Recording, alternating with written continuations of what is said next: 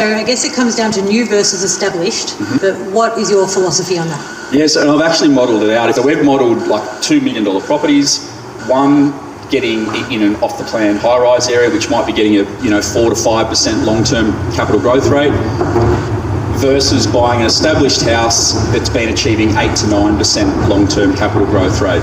And it's quite surprising, even though you get the negative gearing benefits on the new property, because you're not getting the capital growth as much over time, at the end of the 10 years, it's over 2.5 times better buying the established property than buying the new property.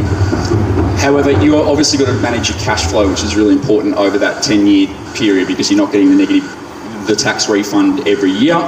You just need to be able to manage your cash flow. But if you're picking one over the other and you've got the ability to hold it, and there's actually a good cash flow calculator on our website, soundproperty.com.au. There's a free cash flow calculator where you can go and play around with these numbers for yourself and see how it might look, how your cash flow might look, and try it on to see how the property might look and how it might perform for you over the period of time. So we do that. I have used that calculator on your website, and it is excellent. Definitely recommend to go on there and play around with some numbers. Yeah, it's really good to try it on, especially at the moment with the changes. If you're thinking about investing but not sure how it's going to fit with your lifestyle, what your out-of-pockets are going to be, it's really, really important. But yeah, buying established properties in key high owner-occupied area, there's no more supply, is key to the performance of that investment. And I urge people not just to rush out and buy new just to get tax benefits, because they're such a secondary consideration when you're buying an asset. It's got the fundamentals need to be there for that property, which is really important. And how do you select a particular area for investment or a particular property? Yep. So we've got like 15 key investment driver framework that we generally use, but it's really important to start kind of on a macro level and understand what's going on in places like Brisbane or Adelaide or Perth or Melbourne, where they are in their cycle, what the population's doing, what the supply and demand in that area is. Then drill down to different suburbs and look at things like days on market and vacancy rates and amenities and infrastructure and all those, like what we call micro level drivers. And then we bring the property in at the end and look for things like bed, bath, car, land size, features, aspect, proximity to schools, all that kind of thing. I think a lot of novice investors get it the other way around, and they'll start with a property in their local suburb or their street even, that they drive past every day, and they'll try and justify it as a good, they see it's for sale and go, oh, that might be a good investment. Yeah, so you take all of the guesswork and all of the emotion completely out of that. Correct. And you're looking purely at where the growth is for the client. Yeah, correct. It's because it's about the numbers. You've got to take the emotion out of it when it comes to investing. Because I think a lot of those markets, the secondary market in those areas will become very sluggish, because people might be lured in initially for negative gearing benefits, but to try and resell that in an investor-dominated area where there's no owner-occupiers, the investors aren't going to want to buy it if they're not getting negative gearing and the capital growth is really limited. So you could get really stuck in those types of areas if you're just chasing, negative gearing benefits. So what I'm hearing is that property can still be a great addition to a overall portfolio. Now, we have a short window to July 27. What should people be doing now to prepare for these proposals if they do go through? Yeah, well, obviously, if they do get legislated, the CGT one, you'll have to get, if you own property at the moment, you'll have to obviously get that valued by July next year. But I'd be really doing your numbers in the next 12 months, having a chat to your broker, seeing what your borrowing capacity is. Because, now's, again, it's counter-cyclical buying. You just got to have that confidence to know that the market, will in 3 to 5 to 10 years be more expensive than it is at the moment. And it's always best to buy when others aren't buying, in terms of when the market's in this kind of phase that it's going through at the moment, because there's far less competition around and you potentially be getting a better price at the moment. Andrew, what are your top tips that you can share with us today? If you are going to go and invest in property, again, make sure the asset selection is critical. Over the last 13 years, just as a bit of a benchmark for the performance of our company, we've been achieving clients 12.4% compound capital growth on their properties on average, which is about, that over the last 13 or 14 years, house prices in this country have gone up 5 to 6% around the country. So again, through our asset selection, we've been doubling that return for our clients on average at 12.4% per annum.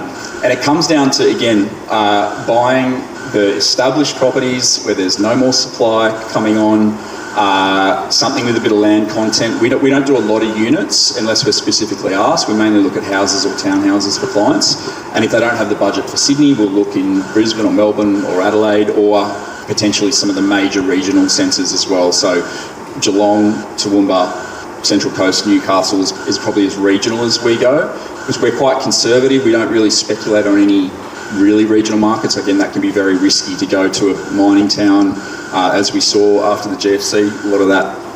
So sticking to a capital city or a major regional hub is really important.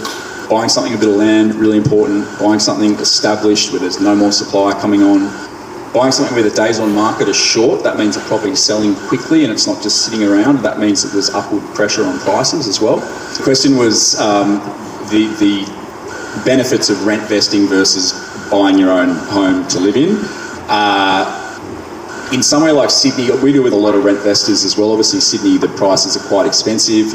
Young people want to live in Bondi and Manly and all the cool areas, in Paddington, wherever. Or at home, yeah, they can milk that out for a bit longer. Because it's expensive to buy in Sydney and get your foot in the door. And so a lot of people forgo home ownership and rent where they want to live and invest where it makes a little bit more financial sense for them or where they can afford.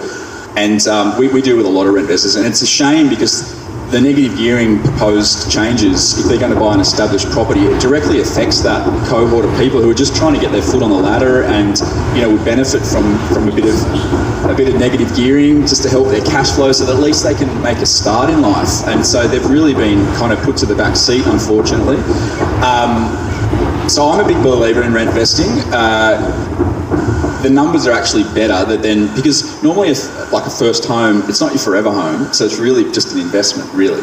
And the question is that the best investment for 5 years or so, or could you have stayed renting and invested somewhere else that potentially will grow your deposit at a better rate, so that you'll be able to come back to Sydney at some stage and buy a house that you don't have to make sacrifices. You don't have to move to the suburb you don't want to be in. You don't have to be in a studio versus a 1 or 2 bedroom unit that you might have to make sacrifices for initially. So you say that we have a supply issue. Do these proposed changes directly impact that and address the supply issue?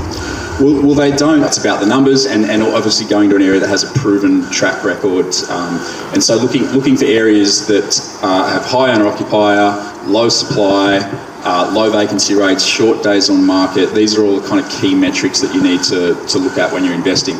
If you do go and buy something new, it's even more important that you are very selective when you are buying something new. Don't buy it from the glossy brochure.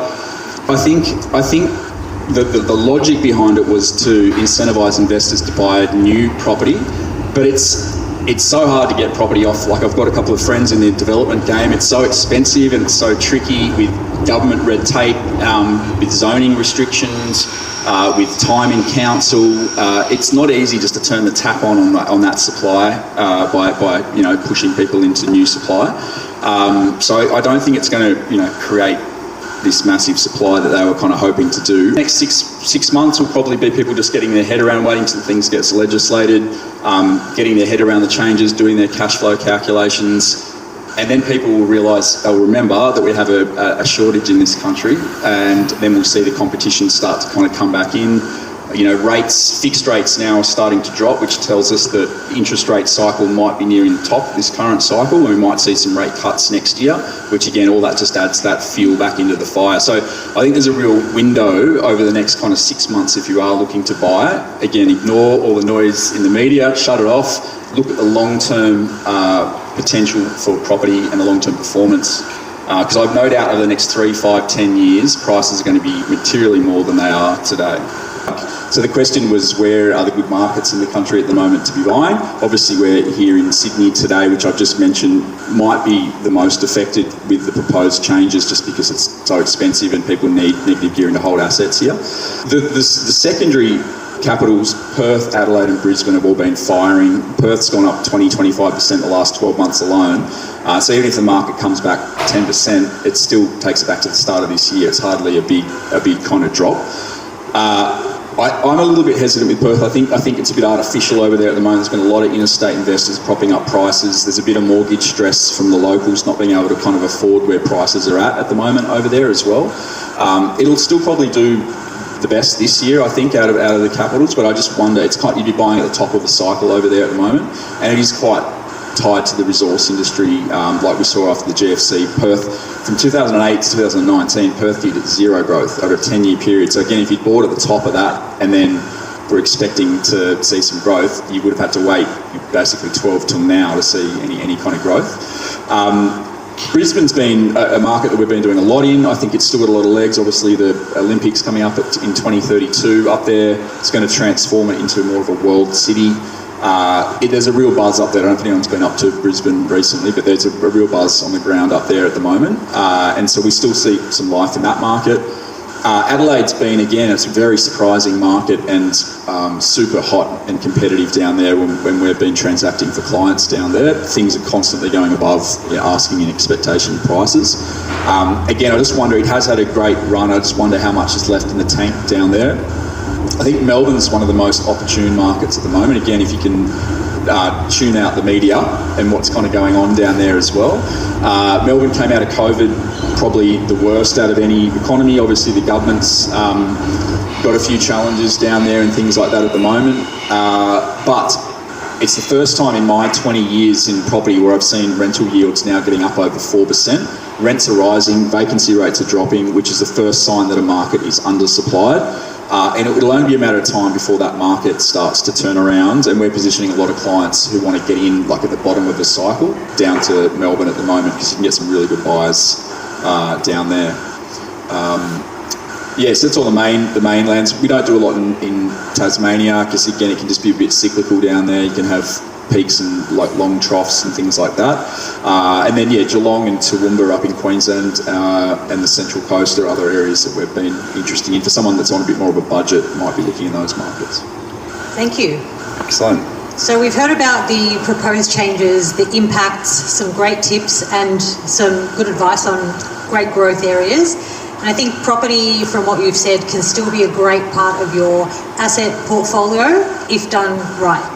Thank you so much, Andrew, for joining us today and for sharing all of this with us. We really appreciate it. Thanks, Christy, and thank you all for your time.